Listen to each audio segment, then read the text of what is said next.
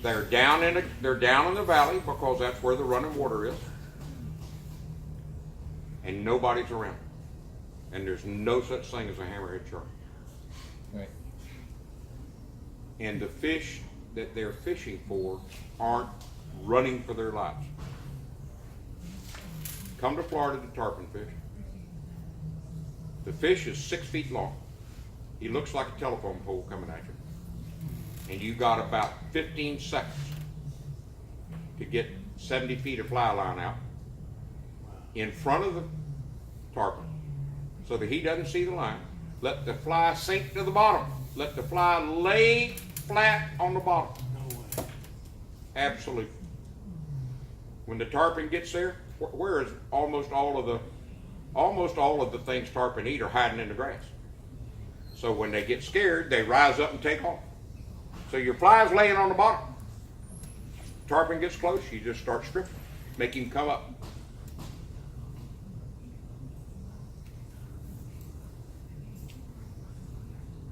I've always been a fat boy. I've never been skinny, and I've always been strong, but I've always been fat, so I've always had to have a pretty good sized skill. I was told you had to have these twin trolling motors because it lets you get in front of the tarpon. There's some truth to that, but when you turn that trolling motor above half the throttle, that tarpon knows you're there. He knows what color your boat is. He knows what color bikini the guy's girl is wearing that's laying on the bow, and he knows how fast you're coming. And you can get kind of close to that tarpon, but 9 times out of 10, you're never going to get close enough to throw a fly at. And what I have learned is I insulate my trolling motor from my boat, meaning that my quick release mount is through bolted through a piece of pliable rubber so that the vibrations in the trolling motor itself do not transfer through the hull. All you got to do is take a hammer and go tap the side of a fiberglass boat. Ask your neighbor if he heard it, he's going to say yeah. So when you turn that trolling motor on, it's sending vibrations straight through the fiberglass into the water. Okay? I have found, and everybody doesn't agree with this, I'm going to tell you now, because you'll see some of these Avengers and some of these other boats, they got 315-pound thrust trolling motors to get ahead of the schools. But you'll also notice that when they first approach that school's not moving. It's just blue, just plate, tarpon or plate. You let 2 or 3 tower boats get around that school of fish, and all of a sudden they're moving. And every captain thinks he's got to get in front. And as soon as that tarpon knows you're there, you can forget getting bit. Forget it. I mean, they'll chase them from Apollo Beach to MacDill. Man, we had 20 shots today. How many did you catch? Well, we had 2 takers. Yeah, well, maybe. But the trick to catching tarpon, guys, is to sneak up on them and set yourself up to where you can make a cast of your live bait or your chunk bait or whatever, and they run into that bait naturally. If you want to fly fish, it's a hard thing to do. You've got to learn how to double haul cast, and you need to be able to throw 80 feet of fly line in the leader. And if you see tarpon coming, make a long cast and let that fly go to the bottom. And when you think that fish is close, start stripping it back. And you'll find out you'll hook tarpon doing that on a fly rod. And I'll tell you another thing that I learned the hard way. Or I actually learned, I guess, higher. I'm on the Homosassa Flats. The flats between Bayport and I'm on the Chesapeake Flats. And around me are guys like Billy Pate and Stu App and all of the big names. And I have worn myself out on my push boat trying to stay away from them but get in front of a tarpon to catch one. I had a pretty good looking girlfriend with me at the time, and she says, I am sick of this. Catch me a fish. So I took now the closest thing right now, is a golden brim mirror lure Little John. The closest thing to what I was using at that time it was called a sluggo. And I put about a 5/0 extra strong worm hook in that, because up there they've got a lot of what are called houndfish, which are sort of a cross between a needlefish and a barracuda, and it's on steroids, and they jump and run and they have a blast, and there are a lot of them up there. So I took a 20-pound class spinning rod and I threw that sluggo as far as I could throw it behind the boat, and I put it in my rod holder on my push platform. And what, 10 minutes, and the next thing you know, that reel sounded like a cat with his tail caught in a bicycle spoke. That was I tell you exactly what it was. It was a Daiwa black gold 60, and like a fool, I had to drag tight. But I want to let you know, when that tarpon came tight on that sluggo and that spinning reel, every boat around turned around and looked at me, and there was about 160 or 70 pound tarpon 10 feet in, and that rod was bent over, and when he hit the water course, it broke.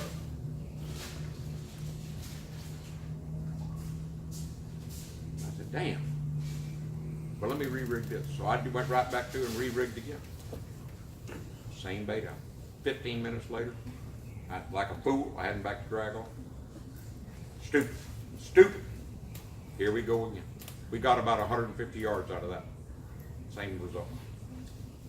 That day up there, I hooked 4 fish, and none of the fly fishermen hooked a single fish.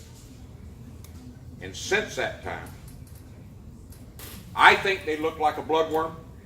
If anybody's ever cleaned redfish in January or February, when they do the greatest amount of tailing around here, if you ever clean one, it smells terrible. It's rotten bloodworms in his stomach. They turn up and they try to suck that worm out of the little hole. I think that's what they look like, or it looks like shrimp.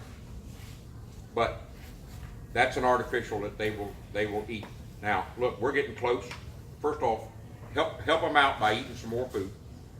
And I'm going to talk a little bit about Boca Grande jig fishing. If you're interested at all, if y'all don't want to hear about Boca Grande jig fishing, I'm cool with it. I'll take any of your questions or whatever. It's the way I catch the world's biggest tarpon. And I had 26 fish last year that taped out over 200 pounds in a period of time of about 6 weeks before the red tide hit us on June 13th.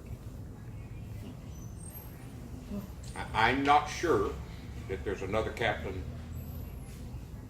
anywhere that can say that. But again, there's a very accurate mathematical calculation on within a few pounds. It gets farther apart as the fish gets bigger, but it's very accurate. And we for the FWC, we've taken length and girth to the fork, and so that I'm very comfortable with that number. But when tarpon are breeding, same time you got the crab float, same time, they get in really tight wads. And I'm sure you've seen them at Boca Grande where it's a fireball.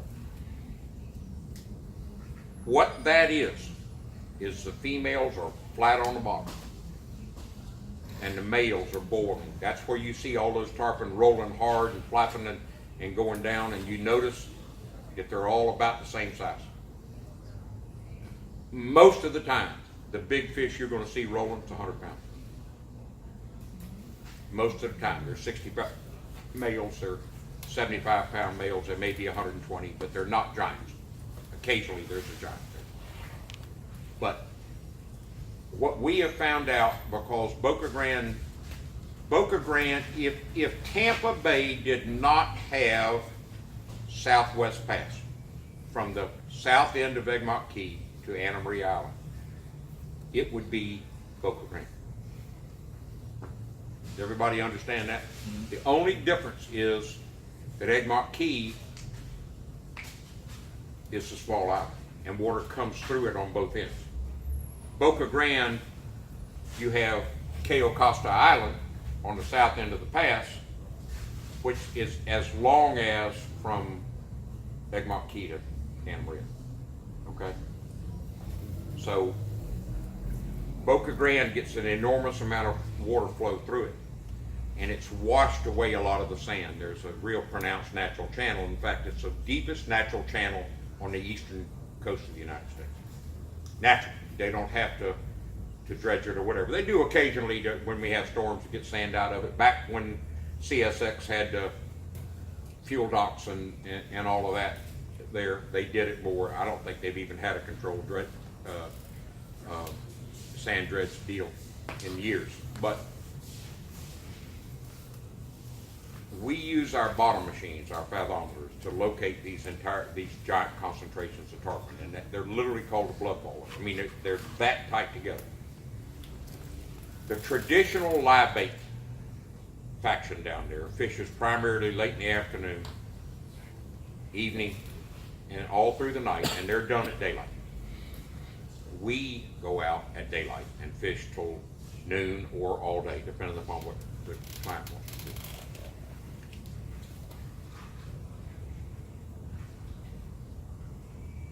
The live bait guys fish their baits 15 feet off the bottom, and the average weight they catch is a 90-pound fish. Males on top of females being on the bottom. I think they stratify.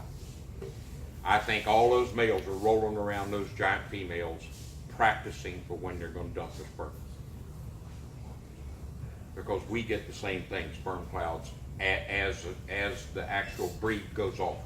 It's the whole path going out to the west becomes white.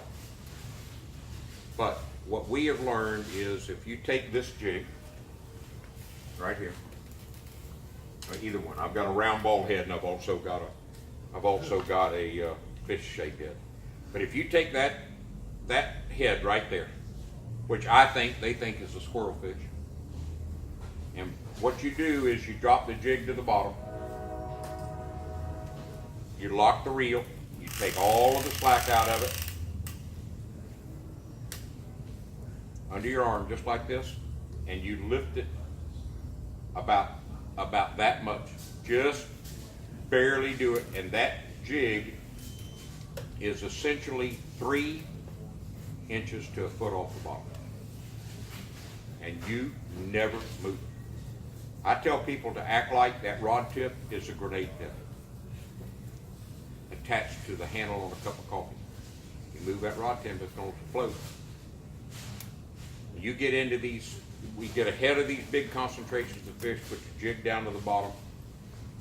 We sort of power drift in and out of gear, coming back through the big groups of fish, and in a minute you'll feel a speckled perch bite. To tap, tap, and it'll pull the rod down. And all you do is this, just turn the reel handle. And you got it. And I would say conservatively that 70 to 75% of the fish we catch are females. And they're the great big giants. Yes, sir. Depth of water? In Boca Grande Pass or here? Here. Okay, so I use my fathometer and my eyes to tell me that story. I don't think there is I mean, there are areas, you will learn that there are certain areas where tarpon are typically found. Tarpon are typically found south of the prohibited area in MacDill. So where the signs are around the southern perimeter of MacDill, that's an area that tarpon frequent. If you look at that with a bottom machine, and pay any attention to it at all, south of MacDill, there are places that are nearly 50 feet deep that have got rock piles in them. And those have some of the best grouper fishing in it in the fall and the winter of anywhere in the state of Florida. But tarpon like that depth, and tarpon for a lot of reasons that I don't understand, like the rocks. I think it's where the squirrel fish hide, and I think it's where those little crabs are probably secreted in the cracks in the rocks. I don't know. I'm speculating entirely. I think the little crabs have got to hide somewhere that are not on the flats, or we would see them, because I fish most of my days in 2 feet of water, and I can see a crab on top of the grass or even buried up in it. And we just don't see them until it comes tarpon season. So they're somewhere in deeper water, somehow. But most of the tarpon caught at the Skyway are caught either side of the main span, as opposed to at the northern or southern extremities where the bridge is low. So the the main span in there is, and on outgoing tide, you set up on the south, fishing back to the west. On the incoming tide, you set up on the west, fishing to the east or the south. I mean, the current runs sort of angular in there. It doesn't run exactly like you think it would, and you got to kind of play with it to have your bait in the right place. But you will see tarpon roll. You have to keep your eyes open. Now, when I am seriously tarpon fishing, I'm on the water by or before first light, and I get to where I am going to look for tarpon. I turn my motor off, and you listen for them to roll and splash. And then at dawn's early light, I mean, you'll see them on top of the water rolling. And the main thing truly is to get ahead of them and let them come to you. Don't try to drive in the middle of the school, whether trolling motor or outboard or whatever. Always let the fish come to you. And the same situation out here on the beaches. If you see a pot of tarpon coming up the beach, don't run your motor 6,000 RPMs, but fairly quietly go around the tarpon and let them come to you. Put an intercept in there, and I mean it's leapfrog hopscotch. You're not always going to get them right, but when the main thing is, as they're coming to you, don't throw into them. Throw your baits out and let them come to the bait like they would naturally do. And I really do think that some of this, might help you. Now, we're at the end, pretty close to the end of our deal. We're about a 8:45, and I'd like to take just general questions. Yes, sir. You obviously are a dead bait fisherman. In other words, you don't work the bait; you let the fish come to you. Okay, I'm a live bait fisherman. I'm a live bait fisherman, but I don't manipulate the bait. I'll tell you a story. Okay, I'm a flounder fisherman for about 75 years. There you go. I've caught thousands of them in my lifetime.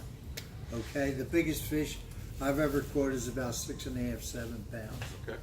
Okay, my wife hates fishing. She went with us once on my father's boat. She's caught maybe 4 in her lifetime. One is 12 3/4 pounds. You know why? She sits there like this with the. Now I used to keep a boat down at Barnegat Inlet in Jersey, and this guy was in the paper about catching big flounders. I looked this son of a bitch up and ran him down, and I took him to a bar and we sat and talked about catching big fish. And I told him I've caught any number of them, but at 6-pound flounders, that is a mediocre fish. And he said, you work the bait, don't you? I said, yeah. He said, that's the reason. I said, what do you mean? He said, a big fish will not expend the energy to chase it. Or they've been fooled before. Or they've been fooled before. That's what he said. He said, go out. He fishes with the whole tail of a flounder. And he said, a big hook. And you might get 3-4 bites in a week. He said, but the bites you get will be big fish.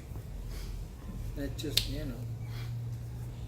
I don't have the patience for that.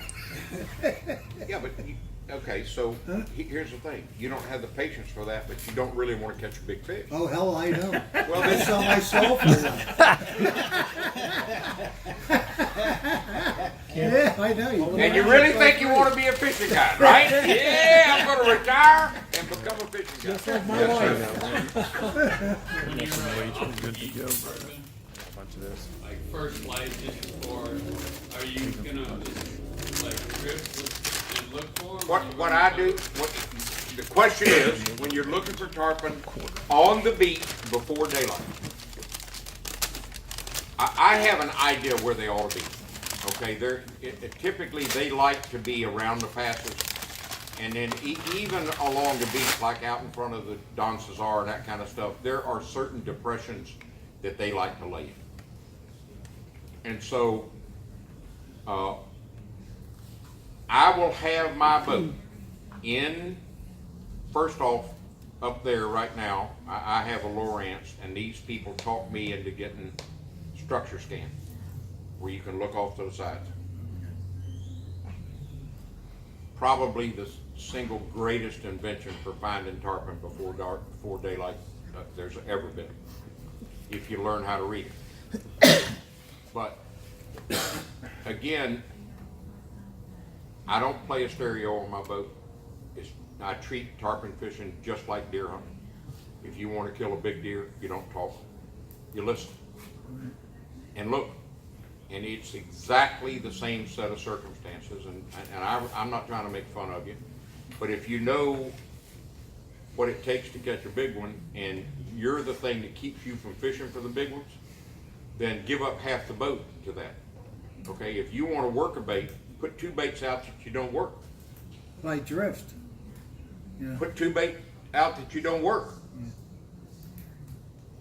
I'm just saying. I mean, you're telling me the reasons you don't want to. You're not catching big fish, and you say you want to catch one. Oh yeah, I love. Okay, but what I'm saying is, you know what it takes to catch him, but you don't want to do that. I'm too hard at it. No, I mean, no. It's just, again, particularly as men, you want it done your way. I hope they feel him grab it. I got a question for you. That doesn't work. You know, that's, Okay. yeah.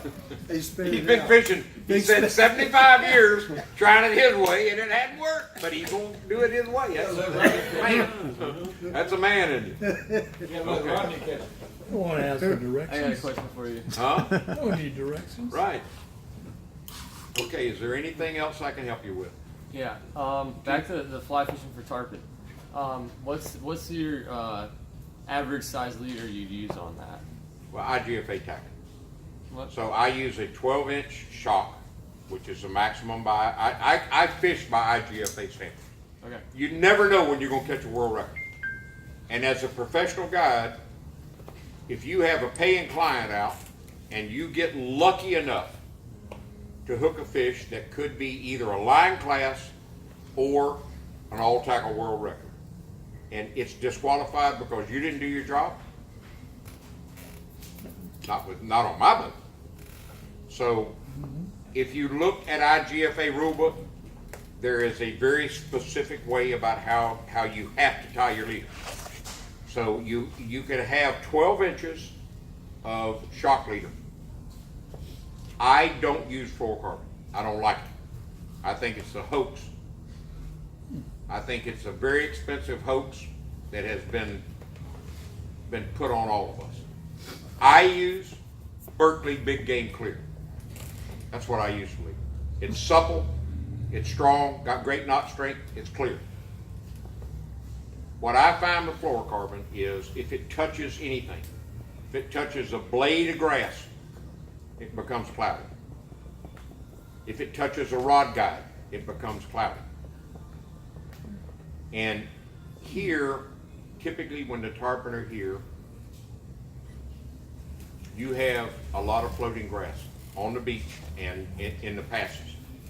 And if you're trying to throw a fly or work a fly down through that grass, you spend 15 minutes making a leader.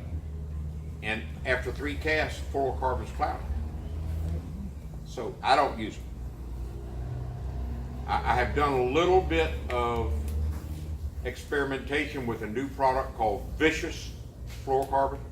Very expensive, but it's showing promise on the cloudiness.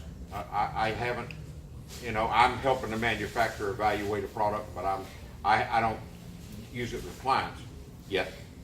I like Berkeley Big Game Clear. That's what I like.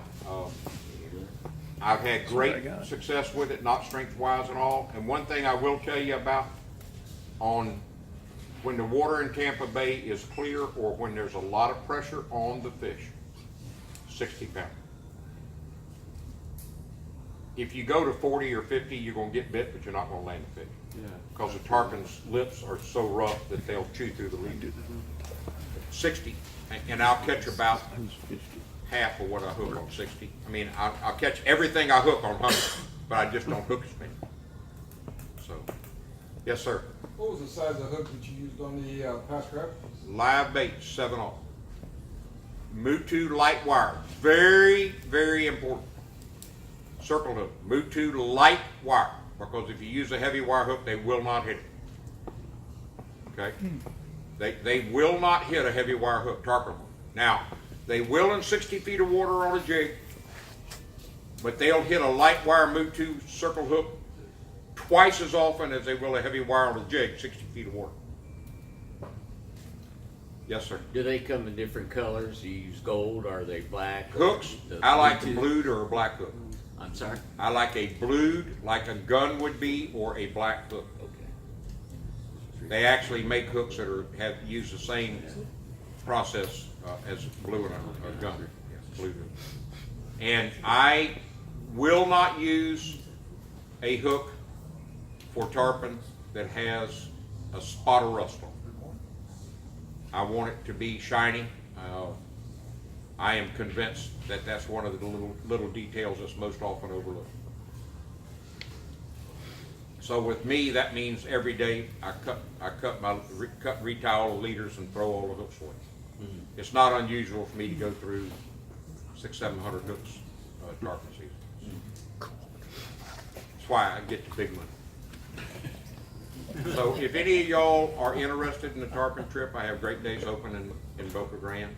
I will start fishing back up here somewhere around the 20th of June. I leave for Boca Grande on the 9th of May. I will do a double or nothing with you. Double or nothing. How much money you got? Okay. Don't So panic. that's how confident I am. If you've been with other guides and you haven't had success, people ask, do I guarantee fish? Yes, sir. Double or nothing.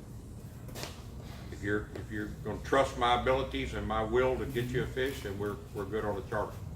But if you question it, then you don't catch a fish, you don't owe me a dime, and if you catch one, you owe me twice my normal rate. I like it. Okay?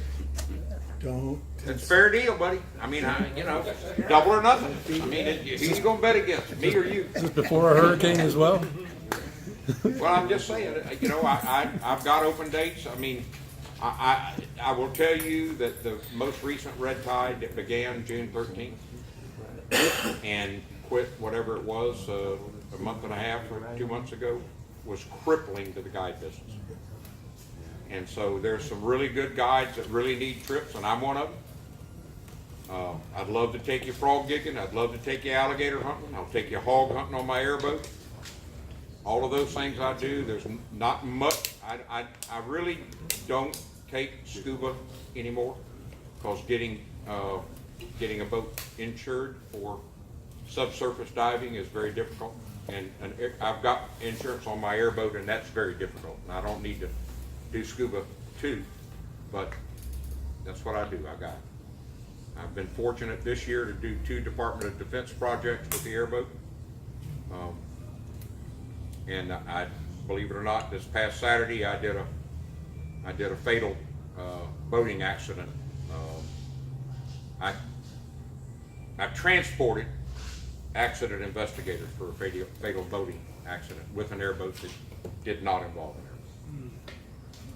So anything that you need a commercial boat for, I'm insured and licensed and need the business. Thank y'all very much. Thank you very much.